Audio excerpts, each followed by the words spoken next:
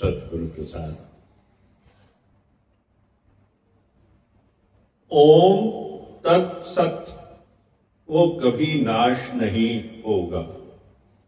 ओम तत्सत वो कभी नाश नहीं होगा। ओम सदा ही है, अंदर भी ओम, बाहर भी ओम, हर चीज ओम करके देखो। ओम माना आत्मा से सब हुआ है, सब आत्मा से हुआ है। आत्मा ही हुई। जैसे लहर से सागर नहीं बना है, सागर से लहर बनी है। लहर से सागर नहीं बना, पर सागर से लहर बनी है। ऐसे ही तू परमात्मा से बना है, परमात्मा तेरे से नहीं बना है। ऐसे ही सारा संसार ओम के आधार पे है। ओम को किसके आधार की जरूरत नहीं है। परमात्मा किसके आधार पर नहीं रहता। परमात्मा तो अपने ही आधार पर है। वो निराकार है, इनविजिबल है, ज्योति स्वरूप है। सबके अंदर जो ज्योत प्रकट है वो आत्मा की है। ओम को छोड़ के कई संत मंत्र पढ़ते हैं, उसमें सिद्धि नहीं होगी। ओम से होती है। देखिए हर चीज ओम भूर्भुवः स्वः, ओम से ही शुरू होगी। हर एक चीज ओम से है, वरना सिद्धि नहीं होगी। अगर बीच से करेंगे तो सिद्धि नहीं है। इसलिए ओम बहुत ही उत्तम शब्द, एक ध्वनि है जिसके बिना पूर्णता नहीं है।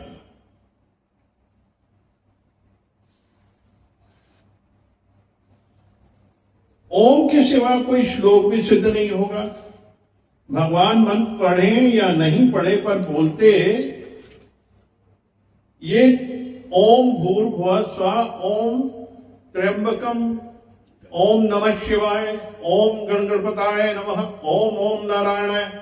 जांच के देखना सब मंत्रों में ओम है। देखिए सारे मंत्र ओम हैं। ओम भूर्भुवः स्वः तत्सवितुर्वरेण्यं भर्गो देवस्य धीमहि धियो यो न प्रचोदयात्। ओम त्र्यंबकम यजामहे सुगंधिम पुष्टिवर्धनम उर्वारुकमिव वंदनान् मृत्योर्मोक्षमात्रम्। ओम नमः शिवाय, ओम नमः शिवाय, ओम नमः शिवाय, ओम नमः शिवाय। ओम गणगणपताय नमः, ओम गणगणपताय नमः, ओम गौरी गौराय नमः। हर एक के पहले ओम है, हर एक से पहले ओम है। ओम के सिवाय सिद्धि नहीं होगी। मंत्र का अर्थ तभी निकलेगा जब ही ओम बोलेंगे। जब ओम बोलेंगे तभी मंत्र का जो है अर्थ व्यापक होगा, सहज होगा, सरल होगा और उसका जो इफेक्ट मिलना है वो मिलेगा उस मंत्र का। आपकी तल्लीनता बढ़ेगी, आपका धीरज बढ़ेगा, आपका संयम में आ जाएंगे। आप एक तरफ डायरेक्शन में चल पड़ेंगे। जब ओम को मंत्र के साथ जोड़ेंगे तभी मंत्र इफेक्टिव है। जिससे कि जैसे एक लहर सागर से निकलती है, पर सागर ये जो है सागर लहर से नहीं निकलता है, तो ऐसे इसी तरीके से सागर ही सब कुछ है जिससे ये लहर बनती है और फिर उसी में समा जाती है। ऐसे ही ओम, ये मंत्र निकलते हैं वहीं से और ओम उसमें समा जाते हैं। सब मंत्र उसी में समा जाते हैं। ओम माना अंदर भी भगवान। जो प्राण बनाए हैं वो ओम से ही बने हैं। ओम से श्वास ऊपर आता है, मां से ओ से श्वास ऊपर आती है, मां से नीचे जाता, अंदर खाली हो जाता है। ओम ओम। देखिए ओ से लेते हैं, मां से सांस निकालते हैं। सांस का भी विधि है। आप लोम विलोम भी करें, आप प्राणायाम भी करें, तो उसमें ओ से ऊपर जाता, मां से नीचे जाता, निकलती है, ओम हो जाता है। सोहम, सोहम। तो सोहम में उठाते हैं और मां में नीचे चले जाते हैं। तो इस तरीके से अंदर खाली हो जाता है। खाली क्या हुआ? ऑक्सीजन आई और हमारी अंदर की जितनी भी विषैली चीजें हैं, कार्बन डाइऑक्साइड है या जितने भी नेगेटिव तत्व हैं, वो लेके बाहर चले जाते हैं। तो अंदर प्योरिटी हो जाती है, खालीपन हो जाता है। इसीलिए कहते हैं मंत्र करो, ओम से करो, प्राणायाम करो, ध्यान करो, जो मैं अभी नहीं करता, करना है मुझे, सीखना है अभी मुझे, सब चीजें करते करते छूट गई, लेकिन अब करना है। फिर भी मैं बोल रहा हूं कि सबको करना, मुझे भी करना है। तो हम सब करें इन चीज को, ये कि बहुत जरूरी चीजें हैं। सत्संग भवन में कुछ समय देना सीखें हम लोग, सब लोग भागते हुए ना आए जाए, समय दें तो सब कुछ मिलेगा, बहुत कुछ सब यही मिलेगा। वो जो 10 घंटे 11 घंटे आप अपने काम पे रहते, वहां से जो नहीं मिलेगा वो यहां से मिलेगा। 1 घंटे के अंदर पूरा तल्लीनता से आप बैठे, क्योंकि ओम ही हर एक चीज का द्वार क्या है? ओम है, हर एक चीज का द्वार वही है। इसलिए ओम जपें, ओम को ध्याएं, ओम को भजें।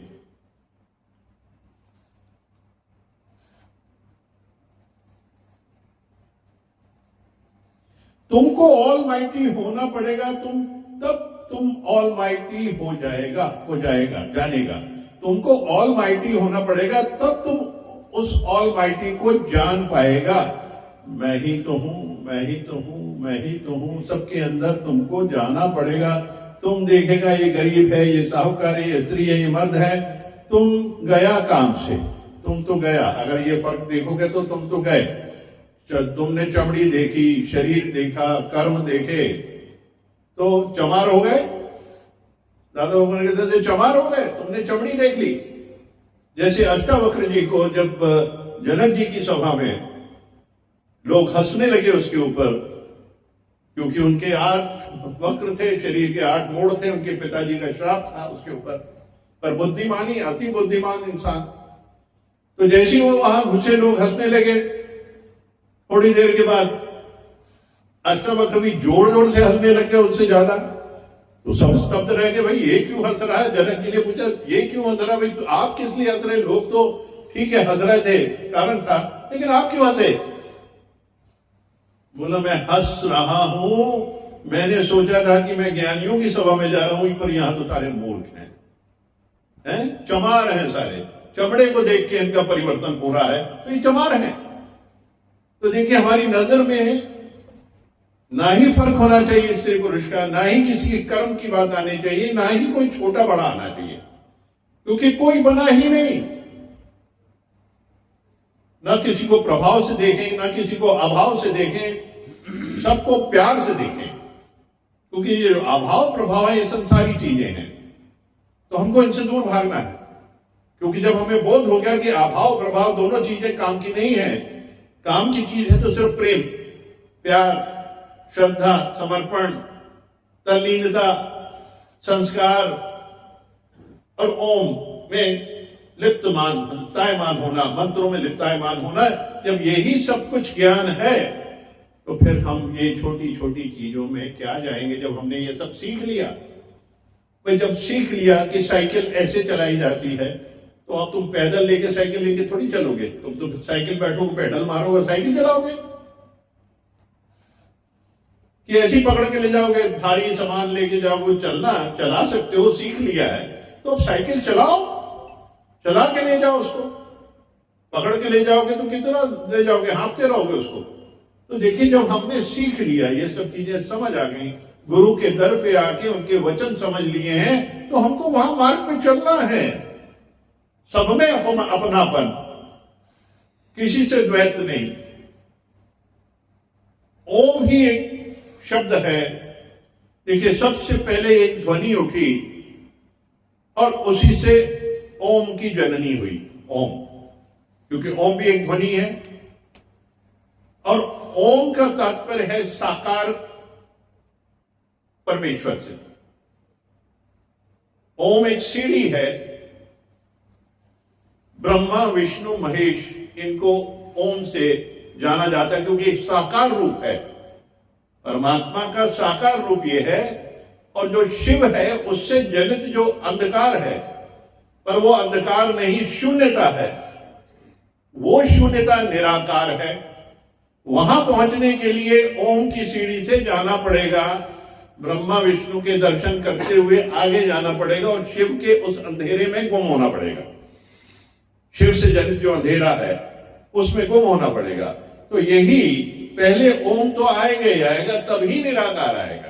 पहले साकार आएगा ही आएगा, तब निराकार आएगा। क्योंकि साकार के बिना निराकार तक नहीं पहुंच सकते। इसलिए साकारियत से अपनी प्रैक्टिस करो। यानी बहुत सी चीजें हैं इसमें, हम अपने शरीर की भी बात करते हैं जो साकार रूप है, और उसी के अंदर निराकार रूप है परमात्मा का। रास्ता यही है, हमारे को जाना यहीं से है। प्यार का पहला खत लिखने में वक्त तो लगता है, नए परिंदे को उड़ने में वक्त तो लगता है, जिस्म तक नहीं रूह तक जाना है, लंबी दूरी तय करने में वक्त तो लगता है, वक्त तो लगता है। आप कहते हो होता नहीं, मेरे को दीदार नहीं होता है, वक्त लगता है चीज का, हर चीज में वक्त लगता है।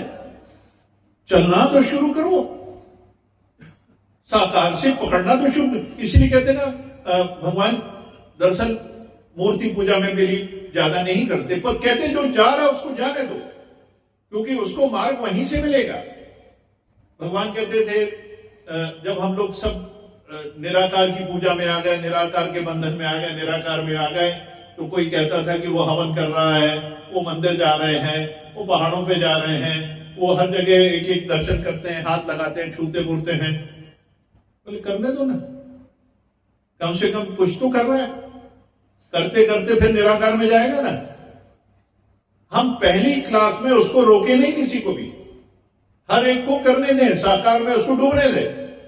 जब वो पूर्ण रूप से साकार से डूब जाएगा फिर निराकार उसको मिल जाएगा, फिर कहेगा कि अब मेरे को और आगे जाना है।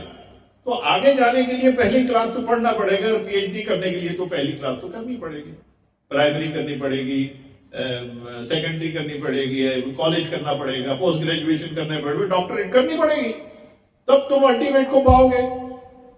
तो हम पहले किसी को रोक दें कि नहीं मंदिर जाना ठीक नहीं है, घर में ग्रंथ पढ़ना ठीक नहीं है, उससे कुछ क्या होगा? पढ़ोगे वो 2 मिनट पढ़ोगे, फिर घर की आवाज आती रहेगी, शोर बजता रहेगा, घंटियां बजती रहेंगी, घंटी की दरवाजे की बजेगी, कोई काम करने वाला है, कोई काम वाले। तो तुमने क्या किया वहां? अरे भाई कम से कम उठ के वहां तक तो गया वो थोड़ी देर के लिए।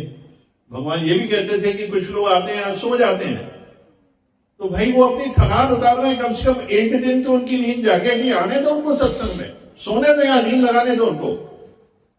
बड़ा थका हुआ आया है, संसार के कई उलझनों से वो थक के यहाँ आया, वो उसको रिलैक्सेशन मिल रहा है, लेट हिम रिलैक्स हियर, शांति से बैठ के वो रिलैक्स करेगा, और फिर धीरे धीरे धीरे धीरे असर होगा उसके ऊपर, वो गुम होना शुरू हो जाएगा।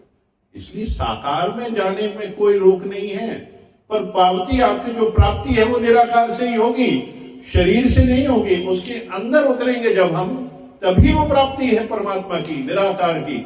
अद्वितीय शक्तियां अंदर है, समुद्र की गहराई अंदर है, क्योंकि गहराई में मोती मिलते हैं, और जो गहराई है वहां अथाह शांति, पिन ड्रॉप साइलेंस होता है जहां गहराई होती है। समुद्र में भी ऊपर हलचल है, सरफेस के ऊपर हाई टाइड लो टाइड हो रहा, और गहराई में चले जाओगे तो बिल्कुल स्लो, शांत, कोई हलचल नहीं, कोई उतार चढ़ाव नहीं, शांति बिल्कुल वहां रहती है। वही है इधर अंदर है।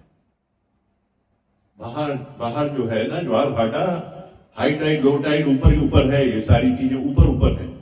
आंखें बंद इसलिए कहते मौन हो जाओ, आंखें बंद कर लो और हर एक चीज को छोड़ दो, जो चीज है उसको वैसे ही छोड़ दो और अंदर उतर जाओ, तो आप शांति को प्राप्त कर लेंगे, धीरज को प्राप्त कर लेंगे, शक्तियों को प्राप्त कर लेंगे। बाहर की उलझनों से निपटने के लिए अंदर शक्तियों को प्राप्त कर लेंगे, वो शक्तियां अंदर जागृत हो जाएंगी, फिर बाहर कुछ भी हो रहा होगा असर नहीं करेगा। इसलिए कुछ समय का मौन आपकी एनर्जी हाउस बन जाता है और आपके काम बन जाते हैं, फिर ऑटोमेटिकली काम बनते हैं। परमात्मा आता करता है। नर्सिंग की हुंडी ऐसी छूटी, वो तो ध्यान में चला गया, शादी हो गई, उसकी बच्ची की शादी हो गई, उसके बाद आया कि भगवान स्वयं उसके रूप में आके बैलगाड़ी में सारे सोने जवाहरात कपड़े भर के लाए, बच्ची का ब्याह कर दिया, बैठ के उन्होंने कर दिया। तो ऐसी जब हम तल्लीनता से, लगन से परमात्मा की तरफ चलते हैं और उसमें डूब जाते हैं, तो हमारे काम परमात्मा करता है, हमें नहीं करना पड़ता। हमारी वो एनर्जी जो हमारे ऊपर है, हमारे आसपास मंडरा रही है, हमारे आसपास पूरे ब्रह्मांड में एनर्जीज हैं, पॉजिटिव एनर्जी। आपकी थॉट जो पॉजिटिव जाएगी तो वो पॉजिटिव एनर्जीज आपके नजदीक आएंगी और आपको प्रोटेक्ट करेंगी, बचाएंगी और आपका काम करेंगी वो। हमने अगर नेगेटिव थॉट किया, नेगेटिव चीज डाली, नेगेटिव आके खड़ी हो गई, फिर नेगेटिव नेगेटिव होता जाएगा, ये काम भी नहीं बना, वो काम भी नहीं बना, वो भी।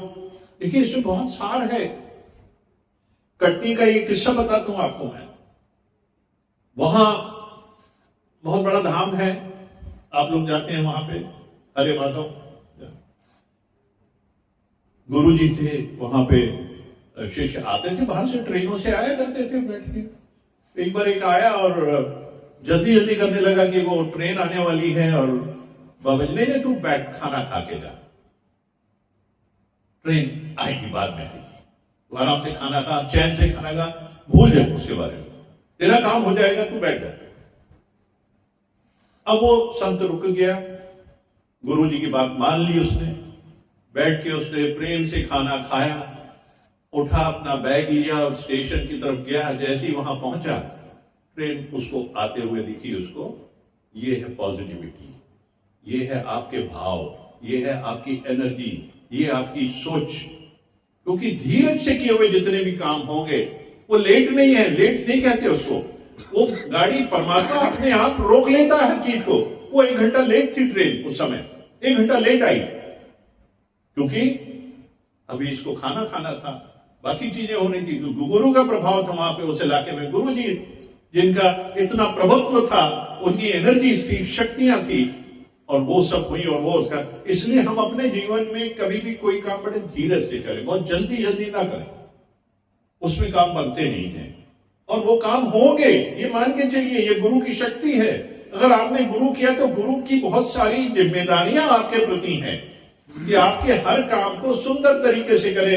अगर आप गुरु पे छोड़ देते हो, अगर ये सारी चीज गुरु के लिए छोड़ देते हो, तो आपकी बड़ी सुमधुर तरीके से हर काम पूरा होता जाता है। इसलिए श्रद्धा, समर्पण और विश्वास 3 ऐसी चीजें हैं जिनको अगर आप पकड़ के रखोगे इस गुरु के प्रति, तो फिर आपको कोई कमी जीवन में नहीं होगी। आपका जीवन सुंदर चलेगा और बड़े व्यवस्थित चलेगा, क्योंकि सब काम अब गुरु करता, आप तो करते ही नहीं हो, क्योंकि कर्ता भाव नहीं है, आपने तो सब उस पर छोड़ दिया।